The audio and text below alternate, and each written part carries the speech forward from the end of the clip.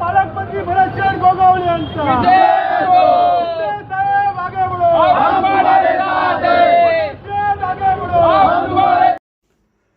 मसळ्यात भरत गोगावले जिंदाबादच्या घोषणा, पालकमंत्री होता शिवसैनिकांचा जल्लोष। रायगड जिल्ह्याच्या पालकमंत्रीपदी भरत गोगावले यांची नियुक्ती होताच म्हसळा शहरात शिवसैनिकांनी मोठ्या उत्साहात जल्लोष साजरा केला।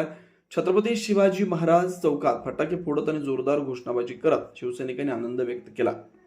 विशेष म्हणजे खासदार सुनील तटकरे हे CSR निधीतून म्हसळा नगरपंचायत हद्दीतील विविध ठिकाणी सोलर हायमास्ट आणि पथदिवे बसवण्याच्या कामाच्या भूमिपूजनासाठी म्हसळा शहरात आले होते। त्यांच्या उपस्थितीतच शिवसैनिकांनी शिवसेना जिंदाबाद, भरत गोगावले जिंदाबाद अशा घोषणा देत जल्लोष केला। भरत गोगावलेंना रायगडचं पालकमंत्रीपद मिळाल्यानं सर्वसामान्य शिवसैनिकांमध्ये आनंदाचं वातावरण निर्माण झालंय। त्यांच्या नेतृत्वाला बळ मिळाल्याची भावना यावेळी शिवसैनिकांनी व्यक्त केली।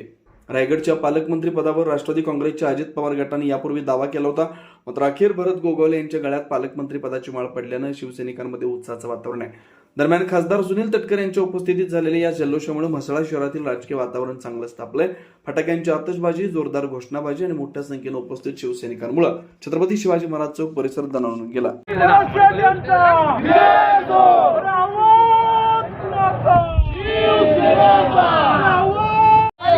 पालकमंत्री भरतशेठ गोगावले यांचा